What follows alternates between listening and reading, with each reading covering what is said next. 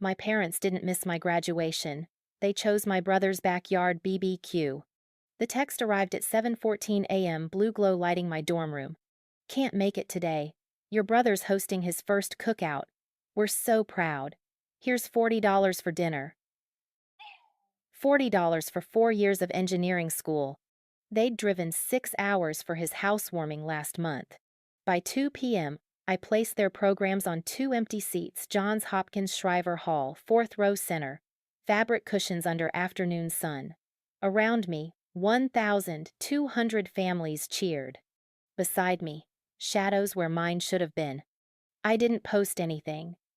My roommate's father did those empty seats, those programs, that lone graduate. 2.3 million views by midnight. Dad's entire company saw it. Mom's book club. Then my brother called, panicking about the optics. The acceptance email arrived at 6:47 a.m. on March 15th, 2021. I was 19 years old, sitting in my shared campus apartment at Baltimore Community College, staring at my laptop screen like it might disappear if I blinked. The subject line read, "Congratulations from Johns Hopkins University Whiting School of Engineering." My hands were shaking when I opened it. Dear Sarah Chen, we are delighted to offer you admission to Johns Hopkins University as a transfer student in the Department of Mechanical Engineering. Additionally, you have been awarded the Dean's Merit Scholarship in the amount of $15,000 per year in recognition of your outstanding academic achievement, GPA. 3.94. I read it 7 times. Then I called my parents. Mom answered on the 4th ring. I could hear the television in the background, some morning show she always watched while getting ready for work. She was a bookkeeper for a dental practice. Steady hours. Predictable income.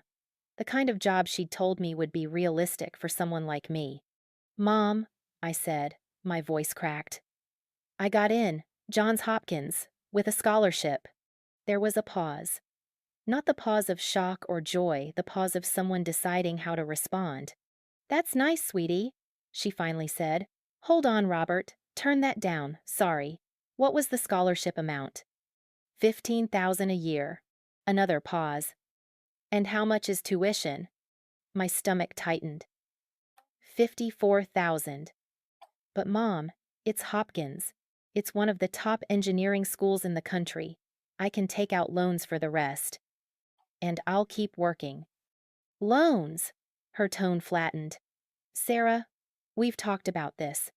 Your father and I can't co-sign anything else. We're still recovering from, well, you know." I did know. What I didn't know yet was that recovering from meant paying for your brother's life while you paid for your own. "I wasn't asking you to co-sign," I said quietly. "I just wanted to tell you, I thought you'd be proud." "We are proud." Her voice brightened artificially, the way it did when she was performing emotion rather than feeling it. "This is wonderful news. We'll celebrate when you come home for spring break. I have to get ready for work now, okay? Love you." She hung up before I could say it back. I sat there for 20 minutes, staring at the acceptance letter on my screen, trying to figure out why my chest felt hollow instead of full. I should have known better. I'd spent 19 years learning that my achievements came with an invisible asterisk. But let's not make too big a deal about it. When I was 8 years old, I won the regional science fair for my project on solar panel efficiency using household materials. I'd spent 3 months building miniature panels out of aluminum foil, copper wire, and salvaged electronics, testing them under different light conditions in our backyard. The judges said it was remarkably advanced for a 3rd grader. I remember running to my parents in the auditorium, blue ribbon in my hand, practically vibrating with excitement. Dad hugged me. "That's great, kiddo." Mom kissed my forehead. "We're so proud. Now we need to leave soon. Derek has soccer practice at 4. Derek was 11. He played midfielder for a recreational league team that went 2-8 that season, but we never missed a game. We missed my awards ceremony because the traffic was bad. When I was 12, I placed first in the county mathlete competition, individual high score. I'd studied geometry proofs every night for 6 weeks, practicing problems until my brain felt like it was folding in on itself. Mom framed the certificate. Then she hung it in the hallway, next to the bathroom. Derek's participation trophies from soccer, basketball, and baseball were displayed on the living room mantel. All 8 of them, lined up like golden soldiers guarding the television. When I asked why my certificate was in the hallway, Mom said, "We ran out of room on the mantel, sweetie. Besides, you see it every day this way." I saw it every time I walked to the bathroom. Derek saw his trophies every time someone visited our house. When I was 16, I got a 1,520 on my SAT. I'd taken a free prep course through my high school, studied every Saturday morning for 4 months, and eaten test anxiety for breakfast the day of the exam. When the scores came back, my guidance counselor literally printed them out and wrote, "Exceptional," across the top in red marker. I showed my parents at dinner. Dad looked up from his meatloaf. "Nice job, Sarah." Mom smiled. "That's wonderful. Very solid score." Solid. Derek had gotten a 1080 the year before. They'd taken him to his favorite steakhouse to celebrate. When I asked if we could go out to dinner, Mom said, "Honey, we just went out last month for your dad's birthday. Maybe we can do something special next month." We never did, but I told myself it didn't matter. I told myself I didn't need their validation. I was going to work hard, get scholarships, build something they couldn't ignore. I would become someone whose achievements were too big to hang in a hallway or dismiss as solid. Johns Hopkins was supposed to be that moment. It wasn't. 3 days after I got my acceptance letter, I called home again. This time, I had a plan. I'd calculated everything: scholarships, federal loans, work-study earnings, my part-time campus bookstore job. I could make it work. I just needed them to be excited, to tell me this was worth it. Dad answered. "Hey, Dad, it's me." "Hey, kiddo, what's up?" I wanted to talk about Hopkins. I know tuition is expensive, but I've been running the numbers, and with the scholarship and loans, I think I can. "Sarah." His voice shifted. "Your mom and I talked about this. We can't help financially. We're stretched thin as it is." "I know. I'm not asking for money. I just wanted to share my plan with you, and your brother's getting married." I stopped. "What?" "Derek proposed to Kristen last week. We're helping them with the wedding. It's going to be in August. We'll need to budget carefully for the next year or so." My brain stuttered. "He's 25. He's been dating her for 8 months. When you know, you know." Dad's voice was warm now, proud. "We're really happy for him. You'll be home for the engagement party in April, right?" I wasn't. I told him I had exams. I spent that weekend in my apartment, eating ramen and doing calculus homework, trying not to think about the fact that my parents had enough money for a wedding, but not enough to feel excited about my college acceptance. By the time I started at Hopkins in the fall of 2021, I'd locked the hurt away in a box labeled "Get Over It." I threw myself into mechanical engineering like it was a life raft. I worked 20 hours a week at the campus library. I picked up weekend shifts at a Thai restaurant near campus. I studied in hallways between classes because my shared off-campus apartment was too noisy and the library closed at midnight. I didn't go home for Thanksgiving my freshman year. Too expensive. I didn't go home for Christmas. Work-study didn't stop, and the restaurant offered holiday pay. Mom texted, "Miss you. Wish you were here." I texted back, "Miss you too." I didn't. By my senior year, I'd made the dean's list 7 semesters in a row. I was working on a thesis about renewable energy grid integration. My professors talked about PhD programs, research positions, a future I'd built with my own hands.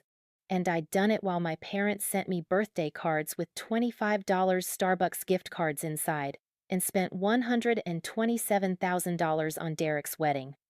I didn't know about the $127,000 yet, but I was about to. My family had a pattern. It took me until I was 22 to see it clearly, but once I did, It was everywhere, like one of those optical illusions where you can't unsee the hidden image once someone points it out. The pattern was simple. Derek got investments. I got encouragement. Derek got money. I got praise. Derek got a future funded by our parents. I got a future funded by myself. It started early. When Derek turned 16, my parents bought him a used Honda Civic. It was silver, had 60,000 miles on it, and cost $8,500. I know because I heard them talking about the payment plan at dinner one night. It's an investment, Dad said. He needs a car for work. Derek worked 10 hours a week at a movie theater. When I turned 16, Mom gave me a bus pass. "You're so responsible with public transportation," she said. And honestly, insurance for a teenager is outrageous, maybe when you're older. I rode the bus until I was 20, when I saved enough from my bookstore job to buy a 5-year-old Toyota Corolla with 140,000 miles and a check engine light that never turned off. I named her Lazarus because she refused to die. When Derek graduated high school, my parents threw him a party. 60 people. Catered sandwiches. A cake from the fancy bakery downtown with his name in frosting and a mortarboard made of fondant. The cake alone cost $180. I know because I saw the receipt on the kitchen counter when I was helping Mom set up. Derek's high school GPA was 2.7. When I graduated high school 2 years later with a 4, a full-ride scholarship to community college, and 3 AP exam scores of 5, my parents took me to Olive Garden. Just the 3 of us. Derek was busy. Mom ordered the unlimited soup and salad. Dad got the tour of Italy. I got chicken Alfredo and a breadstick I didn't finish because my stomach was clenched too tight to eat. "We're so proud of you," Mom said. She reached across the table and squeezed my hand. "You've always been so self-sufficient." Self-sufficient. That word followed me for years. It wasn't a compliment. It was an excuse. Derek went to state school. He majored in communications, joined a fraternity, and graduated in 5 years with a 2.9 gigapascals and $6,000 in student loans. My parents paid his tuition, all of it.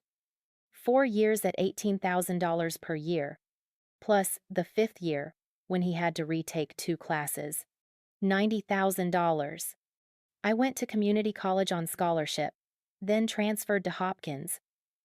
I worked 3 jobs. I took out $32,000 in federal loans. I lived off ramen, peanut butter sandwiches, and the free coffee in the engineering building lounge.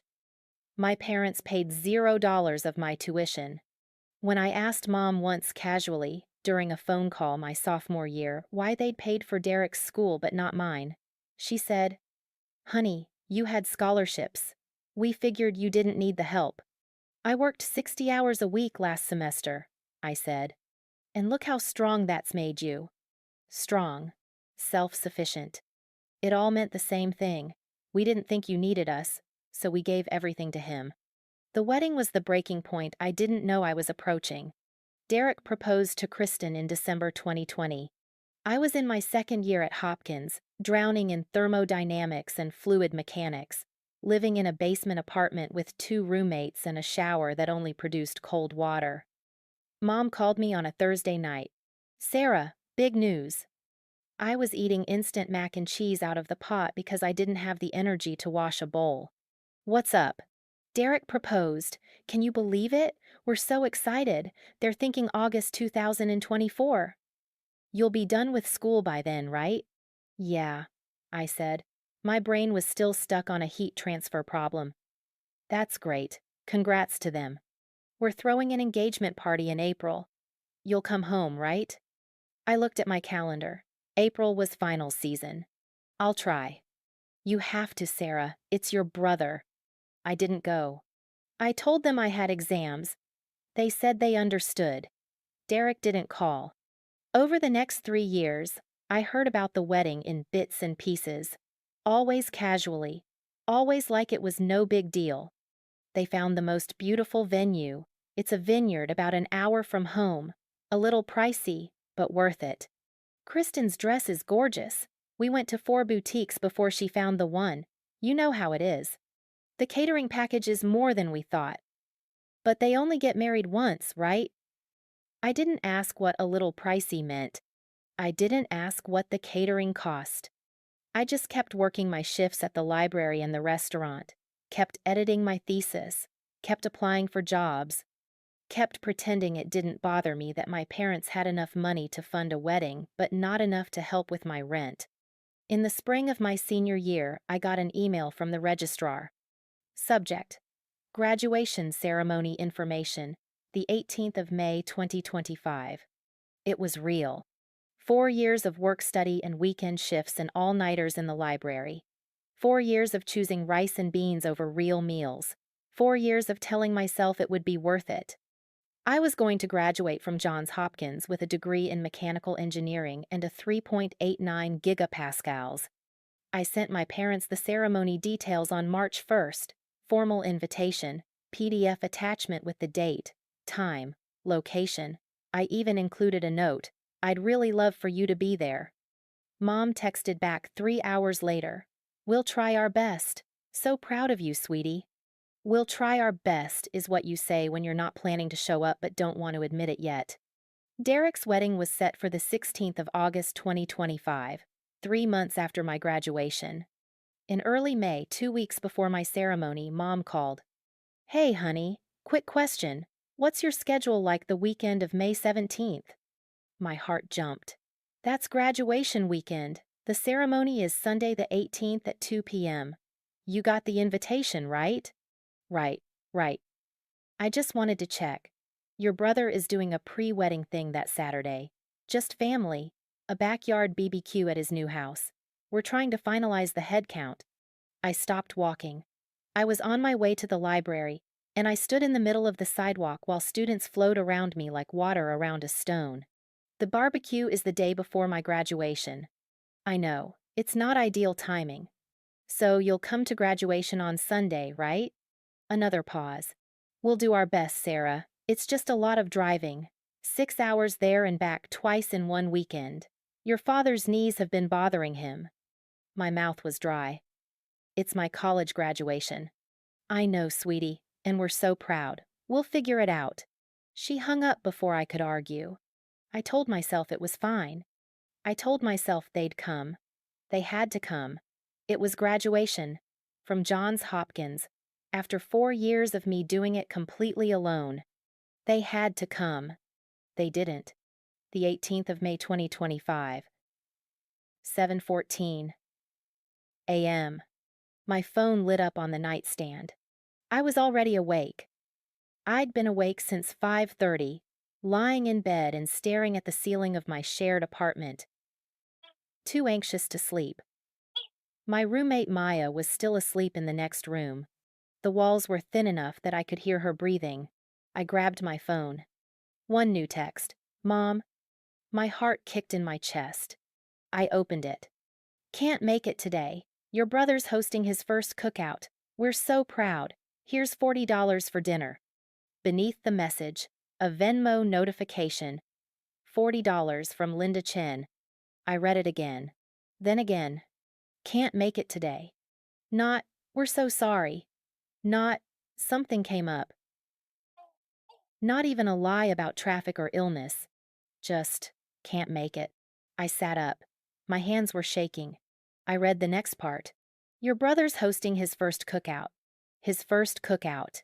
Not his wedding, not an emergency, not even a significant event. A BBQ. His first time using the grill at the house he'd bought with money our parents helped him with for the down payment. They were skipping my college graduation. For a cookout. I stared at the message until the screen went dark. I didn't cry right away. I got up. I showered. I stood under the water until it ran cold, and my skin was numb. I got out. I dried off. I put on the navy dress I'd bought from a thrift store for $12. I did my makeup in the bathroom mirror: foundation, concealer, mascara. My hands were still shaking, so the eyeliner went on crooked. I tried again. Crooked again. I gave up. Maya knocked on the door. "Sarah, you okay?" "Yeah," I called. My voice sounded normal. I didn't know how. I'll be out in a minute. I stared at myself in the mirror. 4 years. I'd worked 3 jobs. I'd lived on $200 a month for groceries. I'd written a thesis on renewable energy grid integration that my advisor said was publishable. I'd made the dean's list 7 times. And my parents chose a BBQ. I picked up my phone. I opened the text thread again. I typed, "Okay, have fun." I almost sent it. Then I deleted it. I typed, "Are you serious?" Deleted it. I typed, "It's my graduation." Deleted it. I didn't send anything. What was the point? Maya's parents picked us up at 11:30 a.m. They were kind people. Her mom hugged me when I got in the car and said, "We're so excited to watch you walk, Sarah. This is a huge accomplishment." I smiled. "Thank you for coming." "Of course, sweetheart. Where are your parents sitting? We'll say hi." My throat tightened. Maya jumped in. They couldn't make it. Family thing. Her mom's face shifted. Not pity, something worse. Understanding. "I'm so sorry, honey." I nodded. I didn't trust my voice. We drove to campus in silence. Johns Hopkins Shriver Hall is beautiful. It's all dark wood and high ceilings and rows of cushioned seats that smell like polish and old carpet. The light comes in through tall windows on the sides, and when the sun hits right, it looks like something out of a movie. There were 1,200 graduates that day. The hall was full. Families everywhere, moms with cameras, dads with camcorders, siblings holding congratulations signs, grandparents dabbing their eyes with tissues. I walked in wearing my cap and gown. The fabric was stiff and too warm. My honor cords hung around my neck gold for the dean's list. Maya walked with me to the section where graduates were gathering. Her parents went to find seats in the family section. "You okay?" Maya asked. I nodded. "You're allowed to not be okay." "I'm fine," I said. I wasn't fine. We lined up alphabetically. I stood between a guy named Aaron Chambers and a girl named Vivian Costa. Aaron was bouncing on his toes, grinning like a kid on Christmas.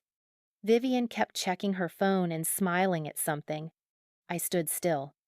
The processional music started. We walked in 2 by 2. The crowd clapped. I scanned the family section as we walked. Rows and rows of people standing, holding phones, waving at their kids. I found the 4th row, center section, seats 14 and 15. I'd saved them. I'd emailed the registrar 3 weeks ago to reserve those specific seats. I'd printed programs with their names on them. I'd put the programs on the seats this morning before the ceremony started. The seats were empty. 2 printed programs sitting on burgundy cushions. Linda and Robert Chen. Nobody sat there the entire ceremony. They called names in alphabetical order. Sarah Juniper Chen.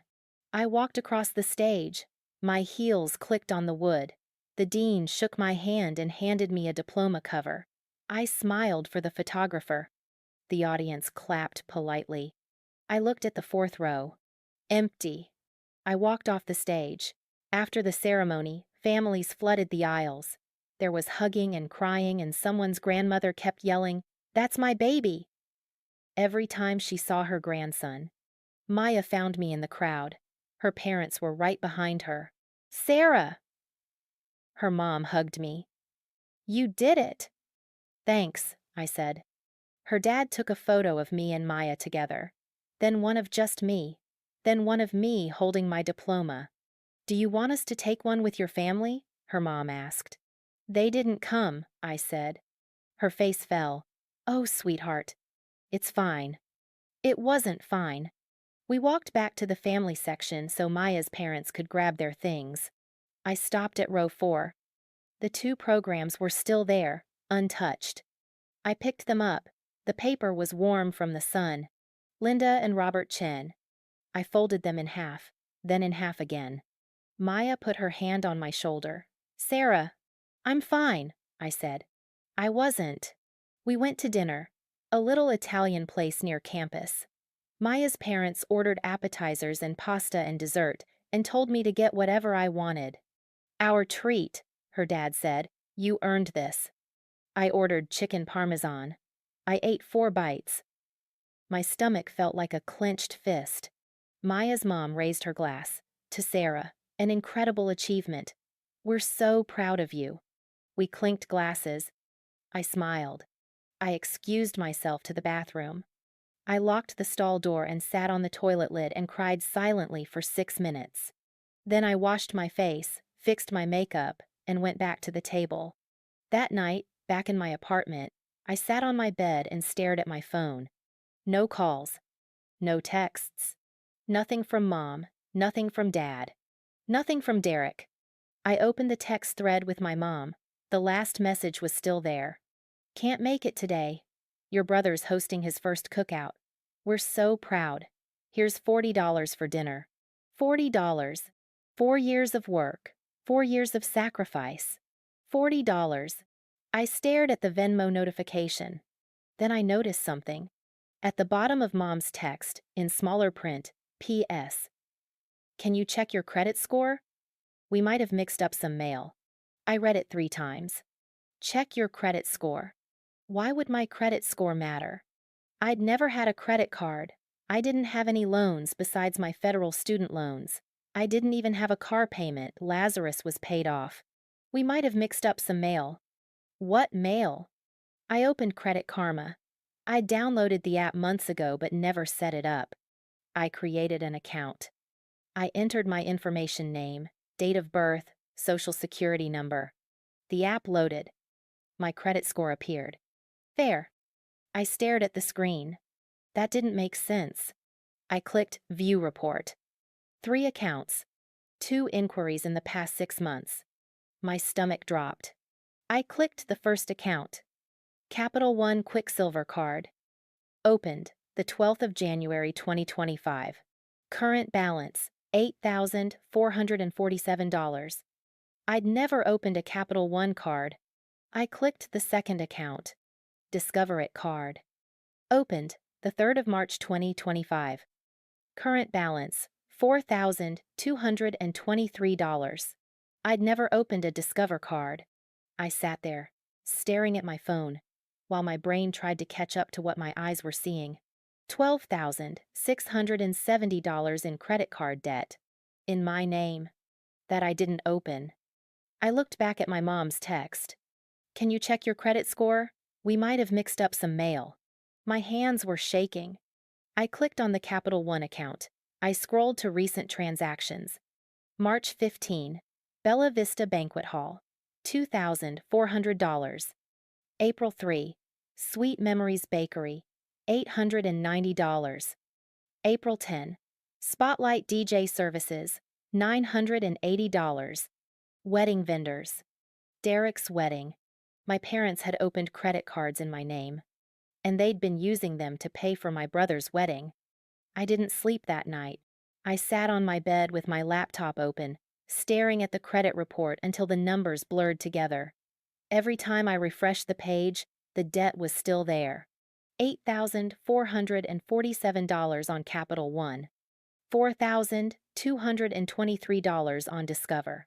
$12,670 total. In my name. That I didn't open.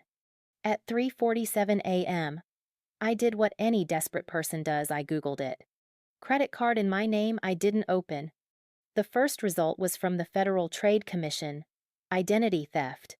The second was from a law firm. What to do when a family member steals your identity. The third was a Reddit thread. My parents ruined my credit for my sister's wedding. How do I recover? I clicked the Reddit thread. The top comment had 12,000 upvotes. File a police report. This is fraud. I don't care if they're family, they committed a crime. I closed the laptop. My brain kept circling back to the same question. Why? Why would my parents do this? They weren't rich, but they weren't desperate. Dad had a steady sales job. Mom did bookkeeping. They owned their house. They had 2 cars. They'd paid for Derek's entire college education. Why would they need to steal my identity? And then I remembered. Derek's wedding. I opened my phone. I pulled up my parents' Facebook pages, something I rarely did because seeing their posts usually made me feel worse. Mom's page loaded first. The most recent post was from 2 days ago. A photo of her and Derek standing in front of a white brick building with a sign that read Bella Vista Banquet Hall. The caption, "So blessed to celebrate our son's special day in such a beautiful venue. August can't come soon enough." 143 likes. I scrolled through the comments. "So happy for you guys. Derek is so lucky to have such supportive parents. This venue is gorgeous. Must have cost a fortune." I clicked on the venue's website. Pricing started at $8,000. I went back to my credit report. I pulled up the Capital One account. I clicked Download Statements. 3 months of statements. January, February, March. I opened January. Transaction history. The 18th of January 2025. Bella Vista Banquet Hall, $2,400, deposit. The 22nd of January 2025. David's Bridal, $890. The 30th of January 2025. Men's Warehouse, $640. I opened February. The 5th of February 2025. Spotlight DJ Services, $980. The 14th of February 2025. Sweet Memories Bakery, $1,200. The 21st of February 2025. Blooms and Petals Florist, $1,150. I opened March. The 3rd of March 2025. Bella Vista Banquet Hall, $2,187. Final payment. The 10th of March 2025. Paradise Catering, $3,200. The 15th of March 2025. Vintage Vines Rentals, $420. Every single charge was for Derek's wedding. My hands were shaking so hard I almost dropped my phone. I pulled up the Discover card statement. Same thing. Photography deposit, $1,400. Invitation printing, $380. Wedding favors, $290. Bridal shower decorations, $310. It was all there. 47 transactions across 5 months. Every penny spent on my brother's wedding. Using credit cards opened in my name. Without my knowledge. Without my permission. I looked at the timestamps on the statements. The first charge, the 18th of January 2025. I pulled up my text messages with Mom. I scrolled back to mid-January.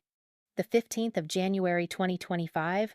Mom, hi sweetie, hope finals went well. Just a heads up, we might have some mail coming to our address with your name on it. We're updating some insurance stuff. If you get any weird notifications, just ignore them. Love you.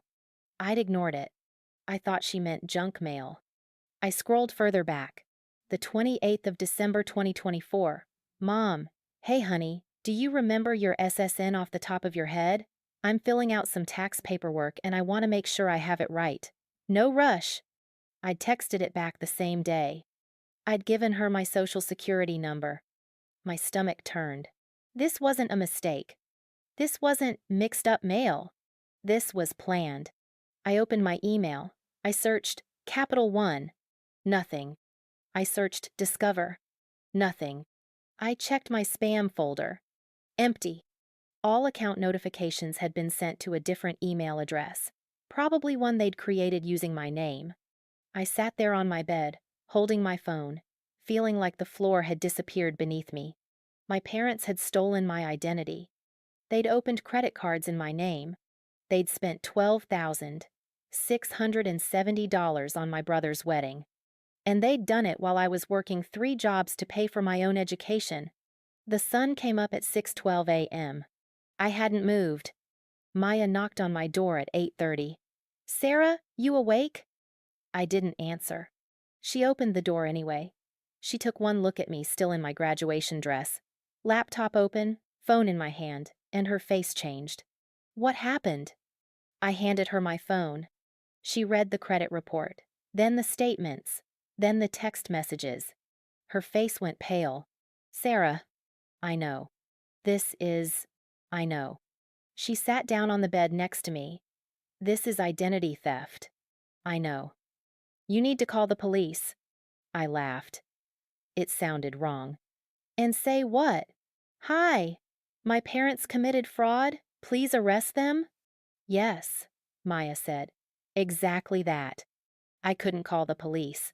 Not yet. Because part of me still thought maybe there was an explanation. Maybe they'd meant to tell me. Maybe they'd planned to pay it off before I noticed.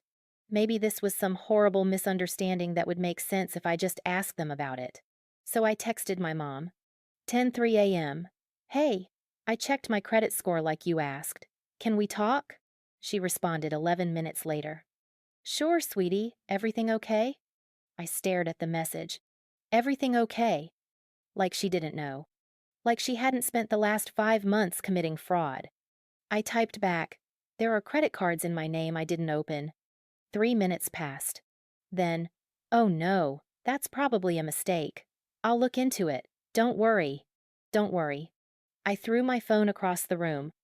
Maya picked my phone up off the floor. The screen was cracked. Still works? She said. Great. She sat down next to me again. You need to file a fraud report.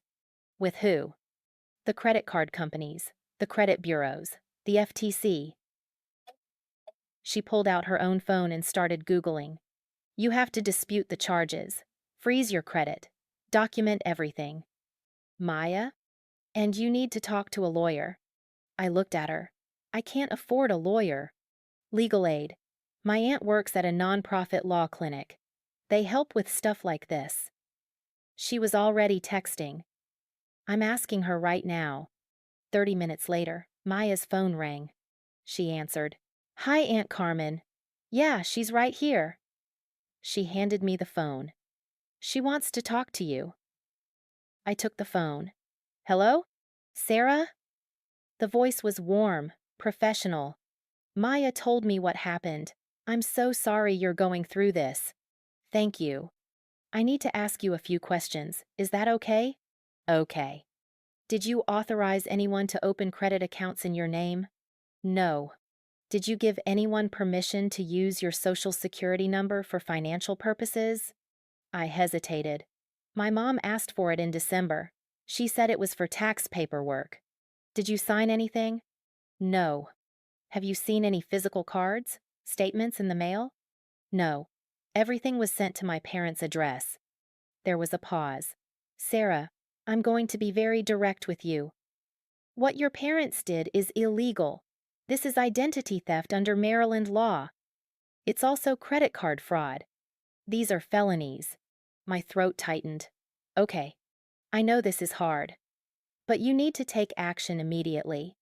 If you don't dispute these charges and file reports, you'll be legally responsible for this debt. It will destroy your credit. It will follow you for years. What do I have to do? First, contact the credit card companies and report the fraud. Second, file an FTC identity theft report online. Third, freeze your credit with all 3 bureaus. Fourth, and this is the hard part, you need to file a police report. A police report. Yes, in order to dispute the charges, the credit card companies will require a police report. You'll need to name your parents as the suspects. I closed my eyes. They're my parents. I understand, but they committed a crime. I hung up. Maya was watching me. What did she say? I have to file a police report. Okay. Against my parents. Okay. Maya, I can't. Yes, you can. Her voice was firm. Sarah, they stole from you. They used your name, your credit, your future. And they did it to pay for his wedding while you were eating ramen and working 60-hour weeks. I didn't say anything. You can do this, she said, and I'll help you. Step 1. Call Capital One. I dialed the fraud department number at 2:17 p.m. The hold music was aggressively cheerful. A woman answered on the 4th ring. Capital One Fraud Department, this is Rebecca speaking. How can I help you? Hi. I need to report fraud. I'm sorry to hear that. Can I get your name and the last four digits of the card number? I gave her my name. I read the card number from the statement. Thank you. And what is your relationship to this account? That's the problem. I didn't open this account. A pause. I see. And when did you discover the account? Last night. Okay. I'm going to ask you some verification questions. What is your date of birth? I answered. She asked for my social security number, my address, my mother's maiden name. Thank you. I'm pulling up the account now. Another pause. I see the account was opened on January 12th of this year. The billing address is listed as 457 Maple Grove Lane. Is that your address? No, that's my parents' address. And do you live with your parents? No, I live in Baltimore. I see. And you're saying you did not open this account or authorize anyone to open it on your behalf? Correct. Do you know who might have opened it? I closed my eyes. Oh. My mother. The line went quiet for a moment. I understand this is difficult, Rebecca said. Her voice softened. Unfortunately, in cases of identity theft involving family members, we require a police report in order to remove your liability for the debt. I haven't filed one yet. I strongly encourage you to do so as soon as possible. In the meantime, I'm going to flag this account as disputed and freeze any further charges. You'll also need to file an affidavit with us confirming you did not authorize this account. Okay. I'm emailing you the affidavit now. You'll need to print it, fill it out, notarize it, and mail it back to us within 30 days. Okay. Is there anything else I can help you with today? No, thank you. I hung up. Step 2. Call Discover. Same conversation, same questions, same outcome. By the time I finished, it was 4:38 p.m., and my hands were cramping from gripping the phone. Step 3. Freeze my credit. I went to the Experian website, then TransUnion, then Equifax. I entered my information. I created PINs. I confirmed the freezes. It took 40 minutes. When I was done, my credit was locked. No one could open new accounts in my name. Not even me. Step 4. FTC Identity Theft Report. I went to identitheft.gov. I clicked Get Started. The website asked me questions. What type of identity theft occurred? I selected credit card fraud. Who committed the theft? I hesitated. Then I typed, my mother, Linda Marie Chen. What is your relationship to the perpetrator? Parent. The website generated a report. Case number 2025MD4471. I downloaded it as a PDF. Maya brought me dinner at 7 p.m. Take-out Thai food from the restaurant where I used to work. You need to eat, she said. I looked at the pad thai. My stomach turned. I'm not hungry. Sarah. I gave her my social security number, Maya. My voice cracked. In December. She asked, and I just gave it to her. That doesn't make this your fault. I should have known. How? Maya's voice was sharp. How were you supposed to know your own mother would commit fraud? I didn't answer. She sat down next to me. Eat. Then we're going to organize everything you found. And tomorrow, we're filing a police report. I didn't file a police report the next day. Instead, I spent 6 hours building a timeline. I needed to understand exactly what had happened, when it started, how long it had been going on, every transaction, every lie. I opened a new Google Doc. I titled it Evidence. Then I started writing. The 20th of December, 2024. Derek proposes to Kristen. Mom posts on Facebook. So thrilled to announce our son is engaged. We couldn't be happier. Wedding planning begins now. I was in the middle of finals. I saw the post 3 days later. I texted congratulations. Derek didn't respond. The 28th of December, 2024. Mom texts me, hey honey, do you remember your SSN off the top of your head? I'm filling out some tax paperwork, and I want to make sure I have it right. I respond, SSN redacted. She responds, thanks, sweetie. I don't think about it again. The 12th of January 2025. Capital One Quicksilver credit card opened in my name. Primary cardholder, Sarah Juniper Chen. Billing address, 457 Maple Grove Lane. Parents' house. Credit limit, $10,000. I don't know this happened. The 15th of January 2025. Mom texts me, hi, sweetie. Hope finals went well. Just a heads up, we might have some mail coming to our address with your name on it. We're updating some insurance stuff. If you get any weird notifications, just ignore them. I respond, okay, thanks for letting me know. I ignore it. The 18th of January 2025. First fraudulent charge. Bella Vista Banquet Hall, $2,400, deposit for wedding venue. I'm in my apartment in Baltimore, studying for my thermodynamics exam. The 22nd of January 2025. David's bridal, $890, bridesmaid dresses. I'm working a double shift at the library. The 30th of January 2025. Men's Warehouse, $640, groomsmen tuxedo rentals. I'm eating ramen for the 4th night in a row because I'm trying to save money for rent. The 5th of February 2025. Spotlight DJ services, $980. I get an email from my landlord saying rent is increasing $50 next month. I pick up an extra shift at the restaurant. The 14th of February 2025.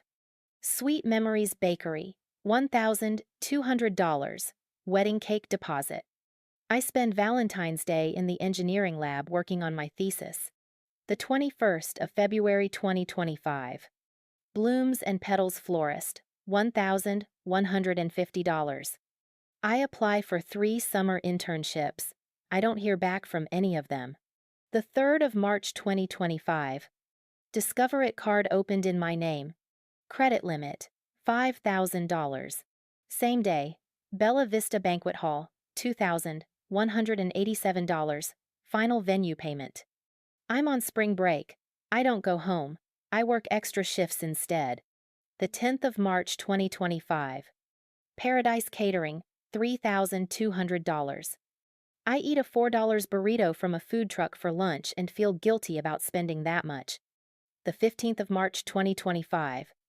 I receive my acceptance to Hopkins graduation ceremony. I email my parents the details. Same day, Vintage Vines. Rentals, $420, tables and chairs for wedding reception. The 3rd of April 2025. Photography deposit, $1,400. I'm finishing my thesis. I haven't slept more than 4 hours in 3 days. The 10th of April 2025. DJ final payment, $880. Mom texts asking if I'm coming home for Derek's engagement party. I say I can't finals. She sends a sad emoji. The 24th of April 2025. Invitations printing, $380. I defend my thesis. I get an A. My advisor says I should consider graduate school. I say I can't afford it. The 1st of May 2025. Mom calls. Asks about my schedule for May 17th weekend. Mentions Derek's BBQ. Says we'll do our best to make my graduation. Same week. Wedding favors $290. The 18th of May 2025. My graduation. 7:14 a.m. Mom texts. Can't make it today. Your brother's hosting his first cookout. They don't come. I walk across the stage alone. Evening. Venmo notification. $40 from Mom. Message. Enjoy your day. P.S. Can you check your credit score? We might have mixed up some mail. The 19th of May 2025. 3:47 a.m. I check my credit score. I discover the fraud. I sat back and stared at the document. 5 months. 47 transactions. $12,670. All while I was working myself to exhaustion. all for my brother's wedding. I highlighted every transaction that occurred on a day when I'd worked a shift, studied for an exam, or struggled to pay a bill. The entire document turned yellow. Maya read over my shoulder. Jesus, Sarah. They knew what they were doing. Of course they did. They planned this. My voice shook. They asked for my social security number. They told me to ignore notifications. They waited until after graduation to tell me to check my credit, probably hoping I wouldn't notice until after the wedding. And they skipped your graduation for a BBQ. While wearing the clothes and using the decorations they bought with my stolen credit, I opened Facebook. I went to my mom's page. I scrolled through her posts from the last 5 months. Every single one was about Derek's wedding. January 20, venue booked. February 16, cake tasting was amazing. March 8, catering finalized. This is going to be such a beautiful day. April 5, invitations are out. Can't wait to celebrate our son. May 15, final details coming together. So proud of our boy. Not one post about my graduation. Not one. I screenshotted every post. I saved them in a folder labeled Evidence, Social Media. Then I went to Derek's page. Same thing. Posts about the wedding. Photos of him and Kristen at venues. Thank you messages to the best parents ever for making our dream wedding possible. May 17. Photo of him and my parents at his house. They're standing around a grill, holding beers, laughing. The caption, First BBQ at the new place. Thanks, Mom and Dad, for everything. Posted at 3:22 p.m., 22 minutes after my graduation ceremony ended. I screenshotted it. I added it to the folder. Maya was quiet for a long time. Then she said, "You need to file that police report." I nodded. Tomorrow. But first, I had one more thing to do. I opened my text thread with Derek. The last message was from the 21st of December 2024, his engagement announcement. I typed, "Hey, we need to talk about your wedding expenses." I hit send. 3 minutes later, read 11:47 p.m. He didn't respond. I waited 30 minutes. Nothing. I typed, "Do you know where the money for your wedding came from?" Read 12:18 a.m. No response. I typed one more message. They opened credit cards in my name. Without telling me, $12,670 in charges. All for your wedding. Did you know? I hit send. He read it immediately. Then he blocked me. I put my phone down. He knew, I said. Maya didn't argue. The next morning, the 20th of May 2025, 9 a.m. I walked into the Baltimore Police Department. I had a folder with me. Inside, printed credit reports. Credit card statements, all 3 months. Timeline document. Screenshots of text messages. Screenshots of Facebook posts. FTC Identity Theft Report. Case number 2025MD4471. The officer at the front desk looked up. "Can I help you?" I took a deep breath. "I need to file a police report." My parents committed identity theft. The Baltimore Police Department smelled like burnt coffee and industrial cleaner. I stood at the front desk, holding my folder, trying to remember how to breathe. The officer behind the plexiglass looked up. He was in his 50s, with gray hair and tired eyes. His name tag read Officer Daniels. "Can I help you?" "I need to file a police report." "What kind of report?" I swallowed. "Identity theft." He slid a clipboard through the gap in the plexiglass. "Fill this out. Someone will be with you shortly." I sat in a plastic chair in the waiting area. The form asked for basic information. Name, address, date of birth, phone number. Then, describe the incident. I stared at the blank lines. Where was I supposed to start? My parents opened credit cards in my name without my permission and spent $12,670 on my brother's wedding while I worked 3 jobs to pay for college. I wrote it anyway. 20 minutes later, a detective called my name. Sarah Chen? I stood. He was younger than Officer Daniels, maybe late 30s, black, with kind eyes and a firm handshake. His badge read Detective Marcus Morris. Come with me. We sat in a small interview room. Gray walls, metal table, 2 chairs. Detective Morris opened a notebook. So, identity theft. Tell me what happened. I opened my folder. I laid out the credit reports, the statements, the timeline, the text messages, the Facebook screenshots. He didn't interrupt. When I finished, he leaned back in his chair. How old are you? 22. And you just graduated college? 2 days ago. His jaw tightened. Did they come to your graduation? No, they went to my brother's BBQ instead. He was quiet for a long moment. Then he said, I'm sorry this happened to you. Something in my chest cracked. I'd been holding myself together for 2 days, but hearing someone a stranger say those words made it real. Thank you, I whispered. Detective Morris picked up the timeline. He read it carefully. This is thorough. I'm an engineer. He smiled faintly. It shows. He tapped the document.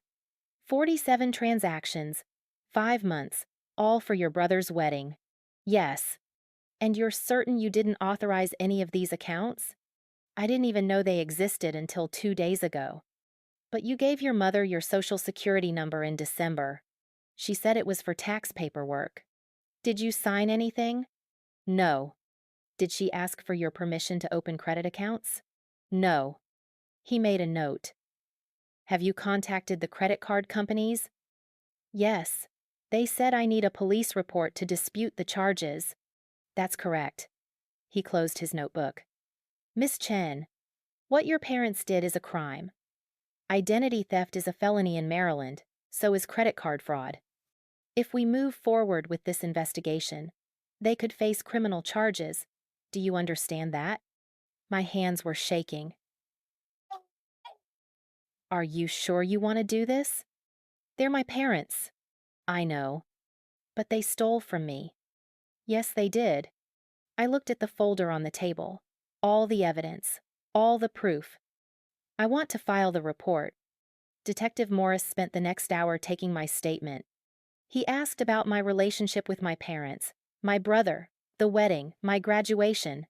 He asked if I'd confronted them yet. I texted my mom. She said it was probably a mistake. What exact words did she use? I pulled up the text thread. I showed him. Oh no, that's probably a mistake. I'll look into it. Don't worry.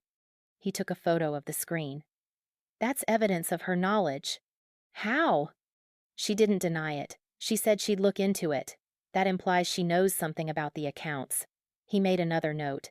Have you heard from your father? No. What about your brother?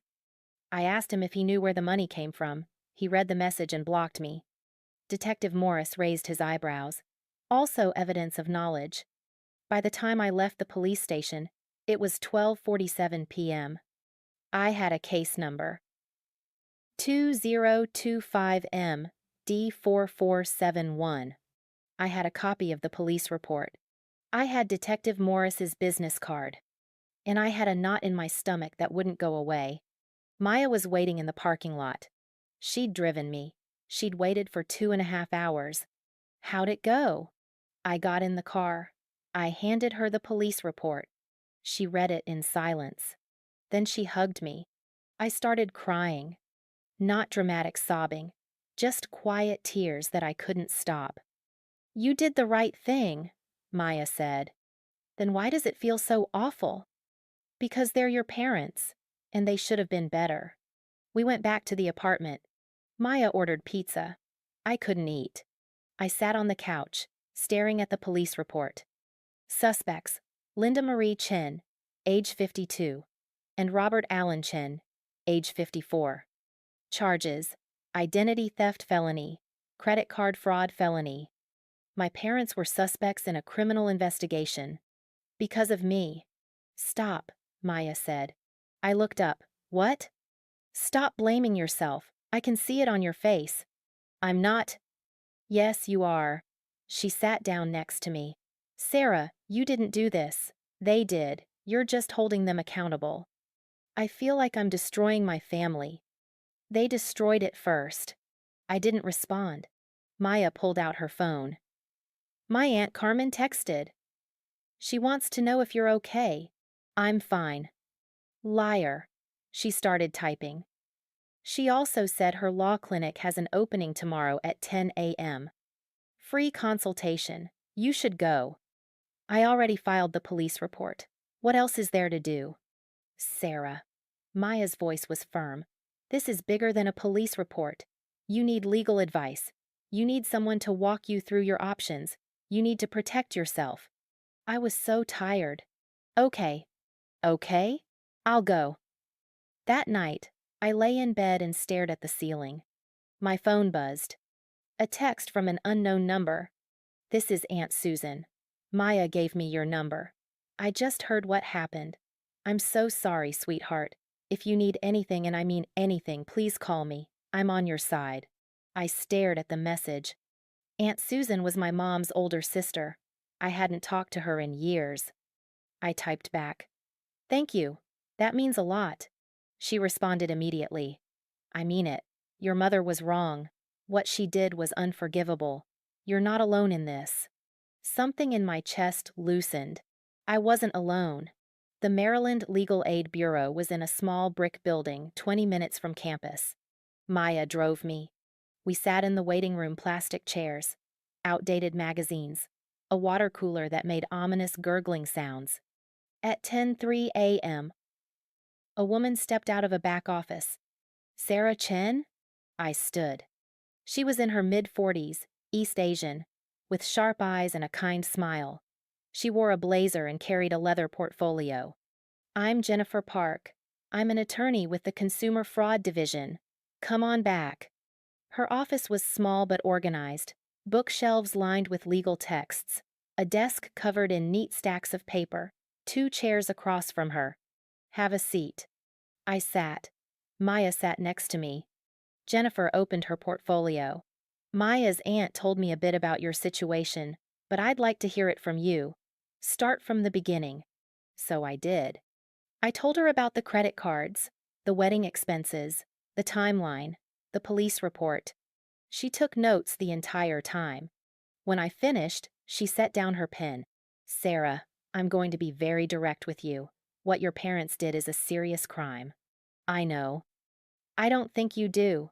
Her voice was gentle but firm. This isn't just, they borrowed money without asking. This is identity theft under Maryland Criminal Law Section 8-301. It's credit card fraud under federal law. These are felonies. If convicted, your parents could face up to 15 years in prison. My stomach dropped. 15 years? That's the maximum. In reality, first-time offenders usually get probation, restitution, and community service. But the fact remains, this is serious. I couldn't breathe. I didn't want to send them to prison. I just wanted— You wanted justice, Jennifer said, and that's what you deserve. She leaned forward. Let me explain your options. Right now, you filed a police report. That starts a criminal investigation. The state will decide whether to press charges, not you. You don't have control over that. So what do I control? The civil side. She pulled out a fresh sheet of paper. You have 3 main options. 1. You let the criminal process play out and see what happens. 2. You sue your parents in civil court for damages the debt, the harm to your credit, emotional distress. 3. You negotiate directly with them for restitution and an agreement to pay off the debt. What do you recommend? Honestly, let the criminal process play out. File disputes with the credit card companies using the police report. Freeze your credit, which you've already done, and document everything. That's it? For now, yes. The credit card companies will investigate. If they determine the charges were fraudulent, which they will, given the evidence, they'll remove the debt from your account. Your parents will be liable. What if my parents can't pay? Jennifer's expression darkened. Then the credit card companies will pursue collections. Your parents' credit will be destroyed. They may face wage garnishment, liens on their property, even bankruptcy. I thought about my parents' house, the one I grew up in. The idea of them losing it made me feel sick. But then I remembered. They'd chosen this. They'd opened the accounts. They'd spent the money. Okay, I said. What do I need to do? Jennifer handed me a checklist. Steps to take. Submit police report to Capital One and discover dispute fraudulent charges. File FTC identity theft affidavit, completed. Request free credit reports every month to monitor for new fraud. Keep all documentation. Statements, emails, texts, social media posts. Do not communicate directly with parents without legal counsel present. Consider therapy for emotional support. I stared at number 5. I can't talk to my parents? I strongly advise against it. Anything you say can be used in court by them or against them. If they try to contact you, don't engage. Forward any messages to Detective Morris. What if they apologize? Do they seem like they're going to apologize? I thought about my mom's text. Oh no. That's probably a mistake. No. Then don't give them the opportunity to manipulate you. We talked for another 30 minutes. Jennifer explained the legal process. Timelines. Possible outcomes. By the time I left, I had a folder full of documents and a headache that felt like my skull was splitting. In the car, Maya asked, "How are you feeling?" Like I just declared war on my own family. You didn't start the war, Sarah. You're just fighting back. Over the next week, I became a detective. I documented everything. Every text message. Every email. Every phone call. I built a 3-ring binder with labeled tabs. Tab 1, credit reports. Tab 2, credit card statements. Tab 3, police report. Tab 4, legal correspondence. Tab 5, text messages. Tab 6, social media evidence. Tab 7, timeline. The binder was 2 inches thick. On May 22nd, I went to the Capital One branch. I met with a fraud investigator named Marcus Webb. He was in his 30s, professional, with a tablet and a stylus. "Miss Chen, thanks for coming in." I handed him my police report. He read it, his eyebrows went up. "Your parents?" "Yes." He set the report down. "I'm sorry." "That's... Can you remove the charges?" "We're opening a fraud investigation. It'll take 30 to 60 days. But based on this," he tapped the police report, "I don't see any reason why we wouldn't side with you. What happens to my parents? They'll be liable for the debt. We'll pursue collections. If they don't pay, we'll take legal action." I nodded. He opened his tablet. "I need you to sign an affidavit confirming you didn't open this account or authorize these charges." I signed. I did the same thing at Discover the next day. Same conversation, same affidavit, same outcome. By May 24th, both accounts were flagged as fraudulent and under investigation. On May 25th, my phone rang. "Unknown number." I answered. "Hello?" "Sarah, it's Mom." I froze. "Sarah? Are you there?" My heart was pounding. "I'm here." "Sweetie, we need to talk." "About what?" Her voice shifted higher, tighter. "About this police report nonsense." "Nonsense." "It's not nonsense." "Sarah, you filed a police report against your own parents. Do you have any idea how serious that is? Do you have any idea how serious identity theft is?" Silence. Then, "It wasn't identity theft. We were going to pay it back." "When?" "After the wedding. You spent $12,000 on Derek's wedding without asking me. We didn't think you'd mind." I laughed. It sounded unhinged. "You didn't think I'd mind that you opened credit cards in my name and destroyed my credit?" "We didn't destroy your credit. My credit score is 612, Mom. I can't get approved for an apartment. I can't get a car loan. I'm legally responsible for debt I didn't create. We'll fix it. How? We'll pay it off. Just drop the police report. No. Sarah. No. My voice was shaking. You stole from me. You lied to me. You skipped my graduation for a BBQ and used my stolen credit to pay for it. I'm not dropping anything. You're being dramatic. And you're being a criminal. She gasped. How dare you? How dare I? How dare you? I hung up. My hands were shaking. Maya appeared in the doorway. Was that her? Yes. What did she say? She wants me to drop the police report. Of course she does. I looked at Maya. She called it nonsense. She's panicking. Good. 10 minutes later, my phone buzzed. A text from my dad. Sarah, please call me. We need to talk about this. I forwarded it to Detective Morris. Another text, this time from Derek. You're tearing this family apart. Is that what you want? I screenshotted it. I added it to the binder under tab 5. On May 27th, I got an email from Capital One.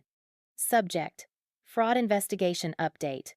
Dear Miss Chen, after reviewing your case, we have determined that the account ending in 4739 was opened fraudulently. All charges have been removed from your credit report. The account has been closed. You are not liable for any debt associated with this account. The matter has been referred to our collections department, and we will be pursuing the responsible parties for repayment. I read it 3 times. Then I called Maya. They removed the debt. All of it? All of it. She screamed. 2 days later, Discover sent the same email. Both accounts closed. Both debts removed. My credit report clean. On May 30th, I checked my credit score. It had jumped 89 points in 2 weeks. I sat on my bed, staring at my phone, feeling something I hadn't felt in weeks. Relief. But it wasn't over. Detective Morris called on June 1st. Miss Chen, I have an update. Okay. We've completed the preliminary investigation. Based on the evidence, the state is moving forward with charges against your parents. My breath caught. What kind of charges? 2 counts of identity theft, 3 counts of credit card fraud. They'll be arraigned within the next 2 weeks. What does that mean? It means they'll be formally charged. They'll appear in court. They'll enter a plea, and then we'll proceed from there. Are they going to jail? Not yet. They'll likely be released on bail, but if convicted, they could face probation, restitution, community service, or jail time depending on the plea deal. I closed my eyes. Miss Chen, are you still there? I'm here. I know this is hard, but you did the right thing. Then why does it feel so wrong? He was quiet for a moment. Because they're your parents, and you deserved better. I hung up. I opened my binder. I looked at the timeline, the statements, the screenshots. 47 transactions, 5 months, $12,670, all while I worked myself to exhaustion. Maya sat down next to me. You okay? They're being charged. I know. I did this. No, they did this. You just held them accountable. I looked at her. What if I'm wrong? You're not. How do you know? She pointed at the binder. Because the evidence doesn't lie.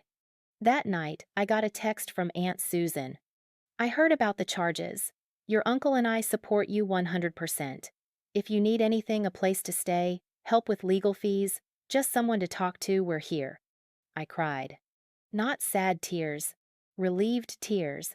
I wasn't alone. The next morning, I woke up and made a decision. I wasn't going to hide. I wasn't going to be ashamed. I was going to see this through. Because Jennifer was right. I deserved justice. I opened my laptop. I created a new document. I titled it Family Reunion July 4th Plan. Because I just remembered. Every year, my family gathered at Aunt Susan's lake house for the 4th of July. 60+ relatives. Food, fireworks. The whole extended family. And this year? This year, I was going to tell them everything. June 15th, 3 weeks until the 4th of July. I sat at my desk with a notebook and a plan that felt both necessary and terrifying. Every year, my extended family gathered at Aunt Susan's lake house in Pennsylvania. It was a tradition that went back decades: food, games, fireworks over the water, and the annual family toast at 3 p.m., where everyone gathered on the deck. 60+ people. Aunts, uncles, cousins, grandparents, everyone, including my parents. I'd been invited 2 weeks ago. Aunt Susan had called personally. "You're coming, right? I want to see you." "I'll be there." "Good. And Sarah?" "Whatever you need while you're here, support, a place to stay, anything, you have it." I knew what she meant. The family had heard rumors, whispers about police reports and fraud charges. But no one had the full story. Not yet. I opened my notebook. At the top of the page, I wrote, "July 4th Family Reunion Exposure Plan." Then I made a list. Goals: tell the entire family what my parents did. Present evidence publicly. Make it impossible for them to deny or minimize. Create accountability. Materials needed: printed timeline, large format. Credit card statements, key pages highlighted. Police report, case number. Visible. Photos of empty graduation seats. Poster board for visual display. Timing: arrive early. Help Aunt Susan set up. Wait for everyone to gather. Speak during family toast, 3 p.m. captive audience. Backup: Maya attends as support. Aunt Susan knows the plan. Have escape route if needed, car keys, bag packed. It felt ruthless. It felt necessary. Maya read over my shoulder. "You're really doing this?" "Yes." "In front of 60 people?" "Yes." "Including your grandmother." I hesitated. Grandma Chen was 81. She adored my mother. This would destroy her. But she also deserved to know the truth. "Yes." Maya sat down. "Okay, then I'm coming with you." "You don't have to." "I'm coming." Her voice was firm.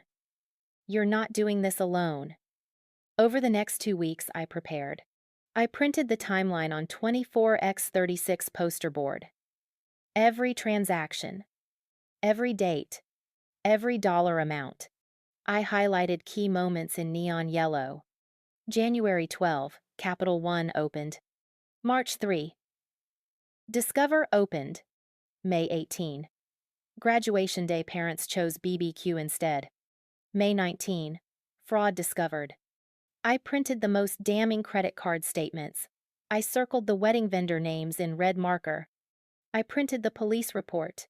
Case number 2025 MD 4,471 inches, bold at the top. I printed the Facebook screenshots every post my mom made about Derek's wedding, right next to the dates of the fraudulent charges. And I printed a photo Maya's dad had taken. Me standing alone at graduation, holding my diploma, with 2 empty seats visible in the background. I put everything in a portfolio. I practiced my speech in the mirror. "I need to tell you all something. My parents committed identity theft against me. They opened credit cards in my name without my knowledge and spent $12,670 on my brother's wedding while I worked 3 jobs to survive." My voice shook the first 5 times. By the 10th time, it didn't. On June 30th, Detective Morris called. "Miss Chen, your parents' arraignment is scheduled for July 10th. "Okay." "They've been formally charged. 2 counts identity theft, 3 counts credit card fraud. They'll enter a plea at the arraignment." "What do you think they'll plead?" "Depends on their lawyer. But the evidence is overwhelming. I'd expect a plea deal." "What kind of deal?" "Probation, restitution, community service, maybe a suspended sentence. No jail time? Unlikely for first-time offenders, but it'll be on their permanent record. They'll be convicted felons." Convicted felons. My parents. Miss Chen. "I'm here." Are you okay?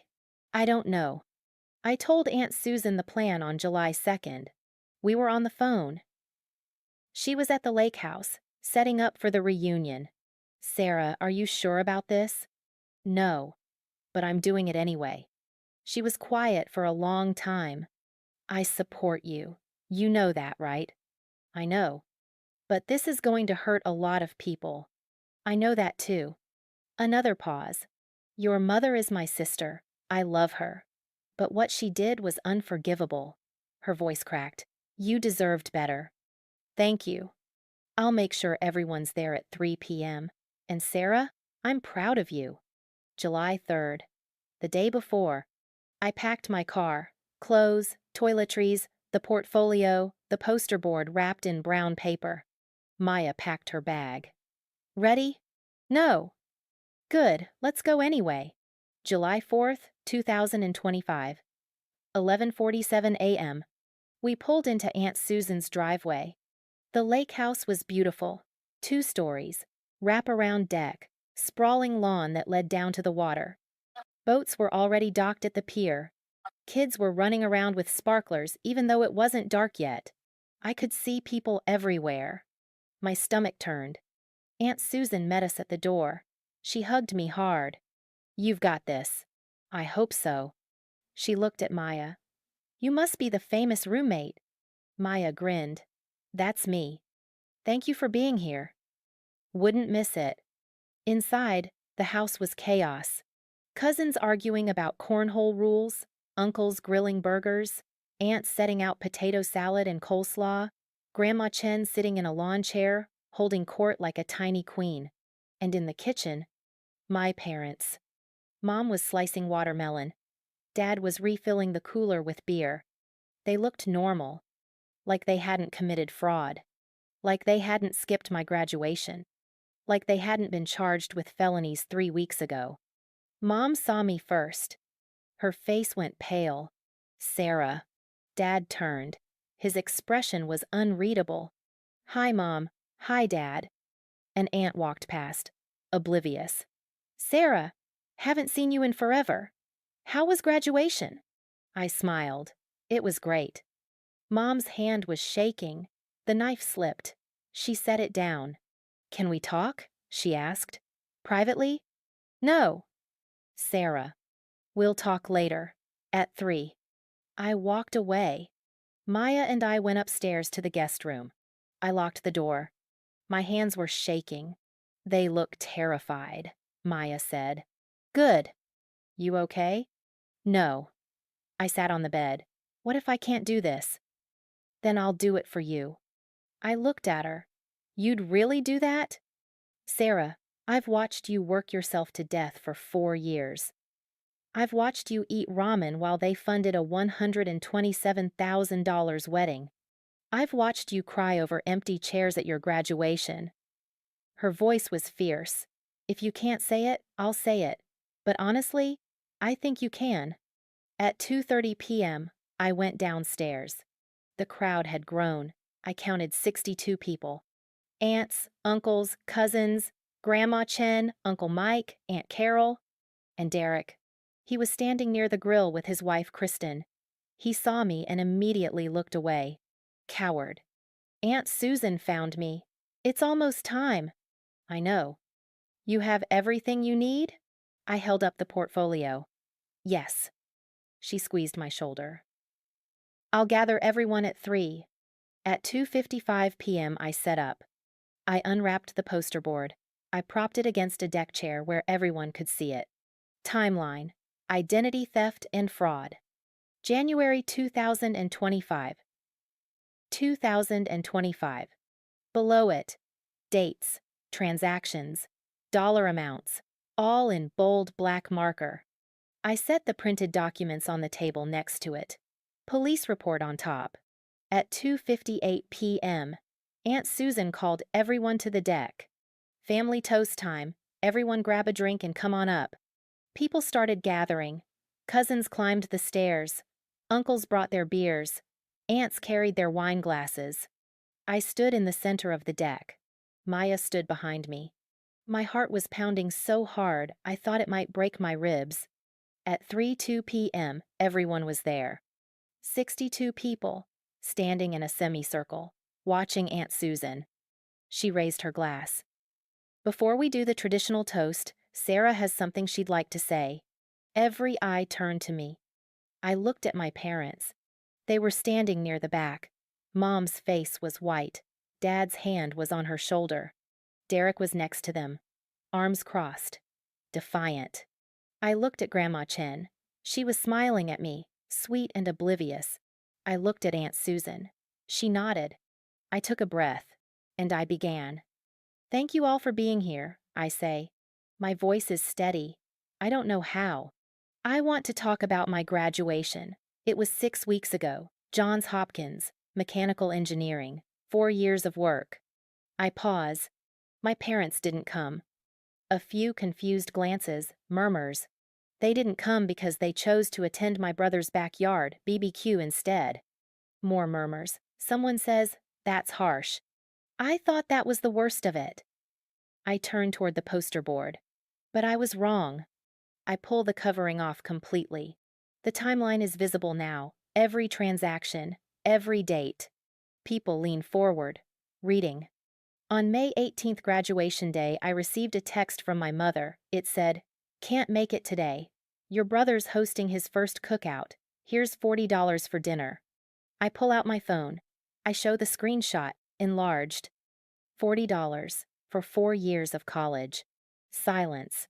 That same text told me to check my credit score, so I did. I point to the poster board. On January 12, 2025, someone opened a Capital One credit card in my name. On March 3rd, they opened a Discover card. I never applied for these. I never authorized them. I never even knew they existed until May 19th. Gasps now, real ones.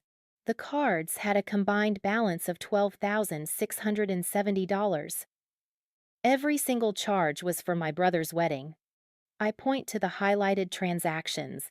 Venue deposit, catering, DJ, photography, flowers, cake, invitations, all paid for with credit cards opened in my name, without my knowledge, without my permission. Someone in the crowd says, "Who opened them?" I turn. I look directly at my parents, my mother and father. The deck explodes. Voices overlap, shock, denial, confusion. No way. That can't be. "Linda, is this true?" Mom's face is red. She's shaking her head. "It's not, it's more complicated." "It's not complicated," I say. My voice cuts through the noise. "It's identity theft." I hold up the police report. Baltimore Police Department. Case number 2025 MD4471. Identity theft. Credit card fraud. Filed May 20th, 2025. Silence again. Heavy and suffocating. My parents have been formally charged. Their arraignment is in 6 days. Grandma Chen stands. Her face is confused, hurt. "Sarah, sweetheart, there must be some mistake." "There's no mistake, Grandma." I pull out the credit card statements. I hold them up. Here are the statements. Here are the vendor names. Bella Vista Banquet Hall. Sweet Memories Bakery. Paradise Catering. All for Derek's wedding. I turn to Derek.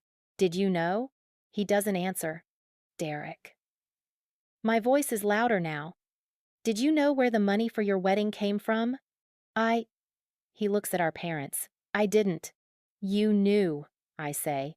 "I texted you. I asked you directly, and you blocked me." His face goes red. Kristen steps away from him. "You knew?" Mom finally speaks. Her voice is high, desperate. "It was supposed to be temporary. We were going to pay it back." "When?" I ask. "After the wedding.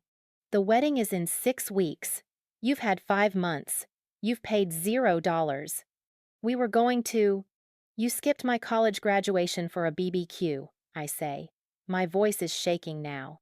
"You spent $12,670 of my credit on his wedding while I worked 3 jobs and ate ramen.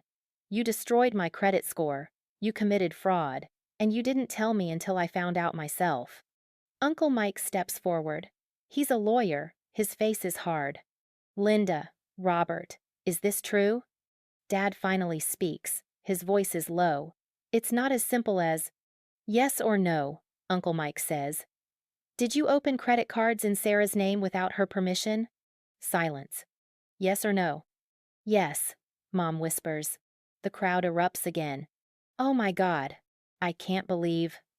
That's illegal. Aunt Carol, Mom's other sister, is crying. Linda, how could you? Grandma Chen sits down heavily. Someone brings her water. I'm not done.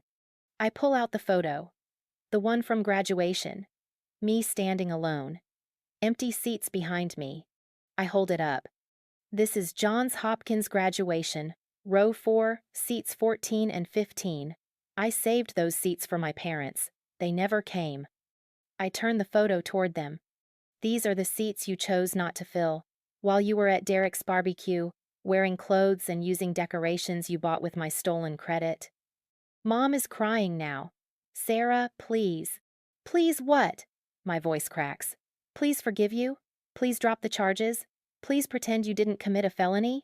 We're your parents. And I'm your daughter, I'm shouting now. I don't care. I worked 3 jobs. I lived on $200 a month.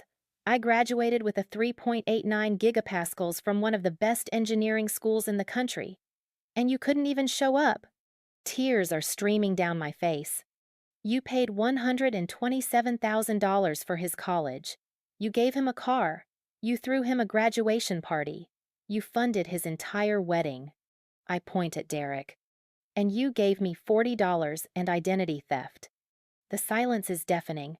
Someone is filming. I can see the phone raised. Good. Let them film. Aunt Susan steps forward. Her face is hard. Linda, Robert, I think you need to leave. Susan, Mom starts. Now. Dad grabs Mom's arm. They start walking toward the stairs. The crowd parts. No one speaks. Derek tries to follow them. Derek, Kristen says. Her voice is cold. Did you know? I didn't. It's not. Did you? No. He doesn't answer. She pulls off her engagement ring. She drops it on the deck. I'm done. She walks away. Derek looks at me. His face is twisted with rage. Are you happy now? You destroyed everything. No, I say. You did that when you let them steal from me and said nothing. He leaves. The crowd is still silent. Then Cousin Jennifer steps forward. She hugs me. I'm so sorry, she whispers. Uncle Mike is next. You did the right thing. That took guts. Aunt Carol is crying. I didn't know. I swear I didn't know. I know, I say. Grandma Chen is still sitting. She looks smaller than before. I walk over to her. Grandma, did they really do this? She asks. Her voice is frail. Yes. All of it? Yes. She closes her eyes. Tears slide down her wrinkled cheeks. I'm so sorry, Sarah. One by one, family members approach. Some hug me, some apologize, some just stand there stunned. A few leave. Relatives who sided with my parents. Aunt Carol's husband. 2 older cousins who think I went too far. But most stay. By 4 p.m., the deck is half empty. But the people who remain? They're on my side. Maya finds me sitting on the stairs. I'm exhausted, emotionally hollowed out. You did it, she says. I did it. How do you feel? I think about it. Free. That night, the video goes viral. Someone's cousin posted it. The whole confrontation. My speech. The poster board. My parents leaving. By midnight, 340,000 views. By morning, 2.3 million. The comments are brutal. Good for her. Parents are criminals. She's so brave. The empty chair photo broke my heart. My phone won't stop buzzing. Texts from relatives I haven't talked to in years. Messages from high school friends who saw the video. An email from a journalist asking for an interview. I turn my phone off. Aunt Susan finds me on the deck at 11 p.m. The fireworks are over. Everyone else is inside or asleep. "How are you?" she asks. I don't know. She sits next to me. "Your mother called. She's furious." I figured. She says you humiliated her. She humiliated herself. Aunt Susan nods. I told her the same thing. We sit in silence for a while. Then she says, "Your uncle and I talked. If you need a place to stay after the arraignment, after everything, you're welcome here." Thank you. I mean it. Your family. The kind that actually shows up. I sleep that night in the guest room. For the first time in weeks, I don't have nightmares. I dream about empty chairs. But this time, I'm not sitting in front of them. I'm walking away. The video hit 2 million views by sunrise. I woke up on July 5th to 183 text messages, 47 missed calls, and an inbox so full my email app crashed twice. Relatives I hadn't spoken to in years were reaching out. Some to apologize, some to offer support, a few to tell me I'd gone too far. I deleted those. The family group chat had splintered into 3 separate threads. Team Sarah had 23 members. Aunt Susan, Uncle Mike, Grandma Chen eventually, Cousin Jennifer, Cousin Amy, and a dozen others who'd watched the lake house confrontation and believed me. Family First had 8 members, relatives who thought I should have handled it privately, people who valued silence over justice. I left that chat immediately. The third chat was just Derek, my parents, and Aunt Carol's husband. I wasn't in it, but Cousin Jennifer sent me screenshots. They were calling me dramatic, vindictive, a liar. The screenshots went into the binder under tab 6. My phone rang at 9:17 a.m. Detective Morris. "Miss Chen, I saw the video." "I'm sorry. I should have told you I was planning." "Don't apologize. You did nothing wrong." His voice was calm. "I'm calling because your parents' lawyer contacted the prosecutor this morning. They want to negotiate a plea deal." My heart jumped. What kind of deal?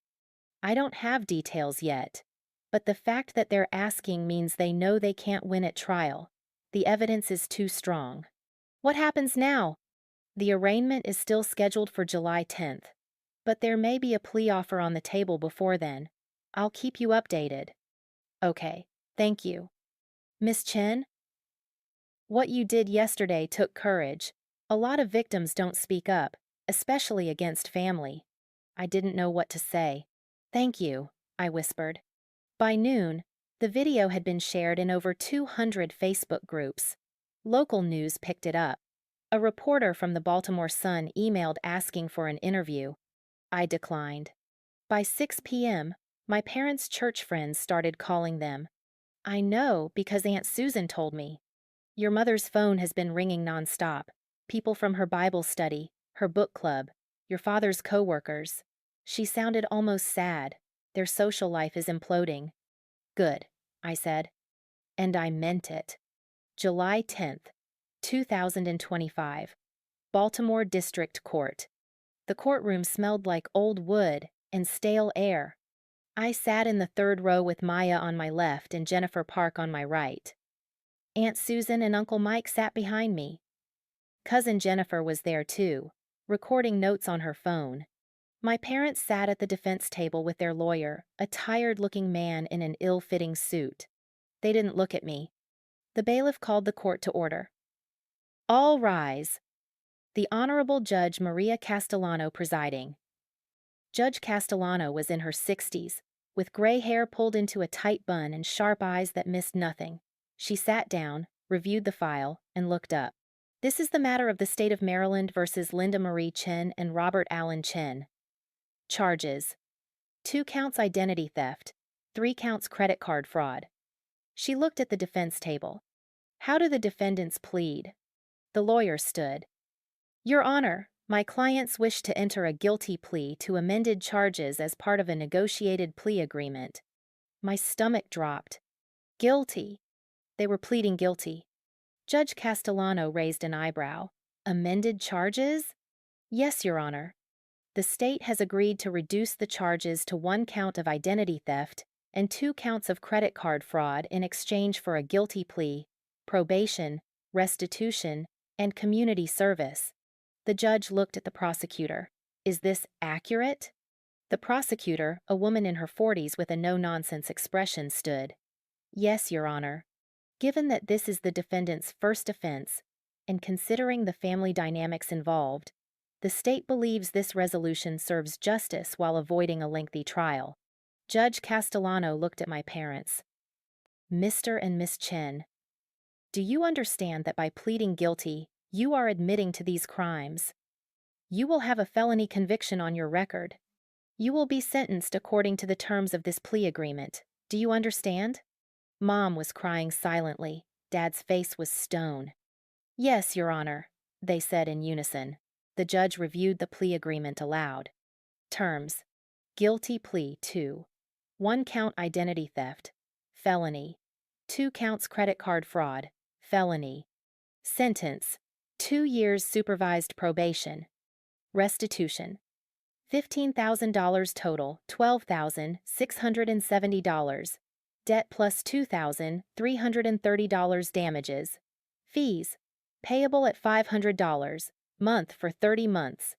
Community service: 200 hours each, to be completed within 18 months. Credit counseling: mandatory financial management courses. No contact order, available upon victim's request. Judge Castellano looked at me. Miss Chen, you are the victim in this case. Do you wish to request a no-contact order? Jennifer nudged me.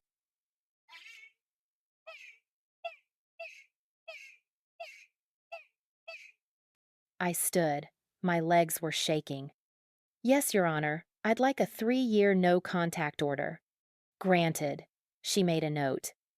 Mr. and Miss Chen, you are prohibited from contacting Sarah Chen directly or indirectly for a period of 3 years. Violation of this order will result in immediate revocation of probation and potential jail time. Do you understand? Yes, Your Honor, they mumbled. The judge's gavel came down. The court accepts the guilty plea. Sentencing is as outlined in the plea agreement. Probation begins immediately. Restitution payments are due by the 1st of each month. This court is adjourned. It was over in 11 minutes. Outside the courthouse, I stood on the steps and tried to breathe. You okay? Maya asked. They're convicted felons. Yes. Because of me. Because of them, Jennifer Park corrected. She put a hand on my shoulder. Sarah, they committed crimes. They made choices. You held them accountable. That's not the same as destroying them. Then why does it feel the same? Because they're your parents, and part of you still loves them. Her voice was gentle. That's normal. But love doesn't mean accepting abuse. Financial abuse is still abuse. Uncle Mike drove me back to Baltimore that afternoon. In the car, he said, your parents sold their house. I looked at him. What? They're downsizing, moving into an apartment. They can't afford the mortgage and the restitution payments. I didn't know what to feel. Guilt? Relief? Vindication? They made their choice, Uncle Mike said, reading my face. They spent money they didn't have on a wedding they couldn't afford, using credit that wasn't theirs. These are the consequences. August 2025. Derek's wedding happened on August 16th. I wasn't invited.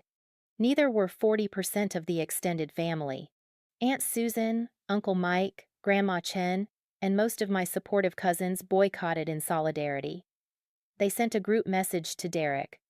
We can't celebrate a wedding funded by fraud. Derek responded, You're all hypocrites. Cousin Jennifer screenshot it. It went into the binder. The wedding was small, tense. Kristen had called off the engagement 2 weeks after the lake house incident, but eventually went through with the wedding anyway. Family gossip said she was having serious doubts. They separated 4 months later, September 2025. My credit score hit 738. All fraudulent debt removed. All accounts closed. My credit report? Clean, except for my legitimate student loans. I applied for an apartment in Baltimore, a one-bedroom with a dishwasher and a balcony. My application was approved in 3 days. I moved in on September 15th. Maya helped me unpack. We hung my Hopkins diploma on the living room wall, framed, prominent, impossible to miss. "Look at that," Maya said. "You did it." I stared at the diploma, my name in elegant script, Bachelor of Science in Mechanical Engineering. "Yeah," I said. "I did." October 2025. Grandma Chen called. "Sarah, it's Grandma." I hadn't talked to her since the lake house. I'd been too afraid. "Hi, Grandma. Can we meet for lunch? I'd like to talk." We met at a diner near her house. She looked older than I remembered. Smaller. She ordered tea. I ordered coffee. "I owe you an apology," she said. "Grandma, let me finish." Her voice was firm. "When you first told everyone at the lake, I didn't want to believe it. Your mother is my daughter. I raised her." I thought. I thought there had to be an explanation. I didn't say anything, but there wasn't. "She did what you said. I read the court documents. I saw the plea agreement." Her hands were shaking. "I'm so sorry I didn't believe you immediately. You deserved better. From all of us." Tears burned my eyes. "Thank you. I'd like to stay in your life, if you'll let me." I reached across the table. I held her hand. "I'd like that too." November 2025. Thanksgiving. I didn't go home. There was no home to go to. Instead, I hosted Friendsgiving at my apartment. Maya, Aunt Susan, Uncle Mike, Grandma Chen, Cousin Jennifer, Cousin Amy, and 12 other supportive family members crammed into my tiny living room. We ate turkey, mashed potatoes, and 3 kinds of pie. We played board games. We laughed. At one point, Aunt Susan raised her glass. "I'd like to make a toast to Sarah for having the courage to demand justice and the strength to build a new family." Everyone clinked glasses. I looked around the room. These people had chosen me. They'd believed me. They'd shown up. "Thank you," I said, my voice cracked. "All of you, for being here." "Always," Maya said. December 2025. I got an email from a renewable energy startup. They'd seen my thesis. They wanted to interview me for a project engineer position. The interview went well. They offered me the job 3 days later. $68,000 starting salary. Benefits. Relocation assistance if needed. I accepted. I called Maya first. Then Aunt Susan. Then Grandma Chen. Each of them said the same thing. "I'm so proud of you." January 2026. I started the job. The work was challenging, meaningful, engaging. I was designing solar panel efficiency systems for low-income housing developments. I was making a difference. My coworkers were kind. My boss was supportive. For the first time in my life, I felt valued for my work, not despite my family, but independent of them entirely. March 2026. My parents completed their first $500 restitution payment. Then the second. Then the third. By June, they'd paid $3,000 of the $15,000 they owed. I didn't feel victorious. I just felt done. September 2027, 2 years after the plea hearing. I'm sitting in my apartment on a Saturday morning, drinking coffee on my balcony, when I realize something. I'm happy. Not perfectly happy, not everything is fixed happy, but genuinely, sustainably happy. My job is going well. I was promoted to senior project engineer in August. I lead a team of 5. We're working on a solar initiative that could provide clean energy to 2,000 homes. My salary is $78,000 now. I have health insurance. I have a retirement account with $6,200 in it. I'm building something that matters. My apartment is mine. Fully furnished, houseplants on every surface. Framed photos of Maya, Aunt Susan, Grandma Chen, and my cousins. My Hopkins diploma is still on the wall, but now it's surrounded by other achievements: a certificate from a professional engineering conference, a framed article about our solar project, a photo of me presenting at a symposium. I'm not defined by what they took from me. I'm defined by what I built after. My credit score is 742. I have $14,500 in savings. My student loans are down to $24,000. I've been paying $400 a month. At this rate, I'll be debt-free in 5 years. I bought a used car last month, a reliable Honda with 40,000 miles and no check engine light. I named her Phoenix.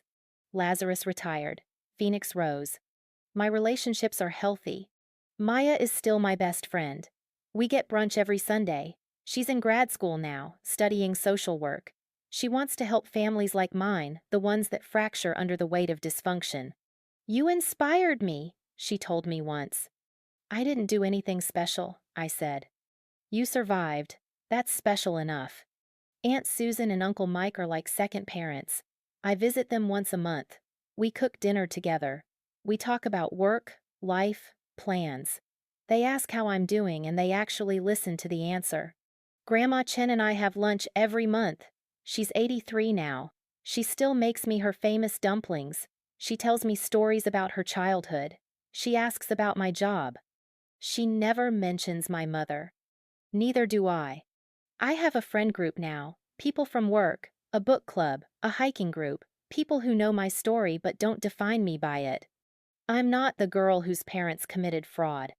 I'm Sarah, the engineer, the hiker, the friend who always brings homemade cookies to parties. My parents. I haven't spoken to them in 2 years. The no contact order expired in July, but I didn't renew it. I didn't need to. They haven't tried to reach out. According to family gossip, they're still in their apartment. Still paying restitution, $11,000 paid so far, $4,000 remaining, still on probation, still attending financial counseling. Mom lost most of her friends. The church asked her to step down from the women's ministry. Her book club dissolved. Dad's coworkers know. His reputation at work is damaged. He's been passed over for 2 promotions. Their marriage is strained. Grandma says they blame each other. Mom says it was Dad's idea. Dad says Mom pressured him. Neither of them takes full responsibility. I don't feel vindicated by their suffering. I don't feel guilty, either. I feel neutral. They made choices. These are the consequences. Derek. He and Kristen divorced in February 2027. The marriage lasted 18 months. He lost his job in marketing his company, Googled him, found the video, and decided he was a liability. He moved back in with our parents for 6 months before finding a new job in a different city. We haven't spoken since the lake house. I don't miss him. Some family members think I should forgive and move on. Aunt Carol sent a message last Christmas. "It's been over a year. Don't you think it's time to let this go?" I blocked her. Because here's the truth. Forgiveness isn't owed. It's earned. And my parents haven't earned it. They pled guilty to avoid trial, not because they were sorry. They paid restitution because the court ordered it, not because they wanted to make things right. They completed community service because probation required it, not because they understood the harm they caused. In May, my mom sent a letter through Grandma. I read it once. It said, "I'm sorry for everything. I hope one day you can forgive me. I miss you." It didn't say, "I was wrong. I violated your trust. I stole from you. I prioritized your brother over you for years. I should have come to your graduation. I should have protected you instead of exploiting you." It didn't take accountability, so I didn't respond. Therapy. I started seeing Dr. Patel in October 2025.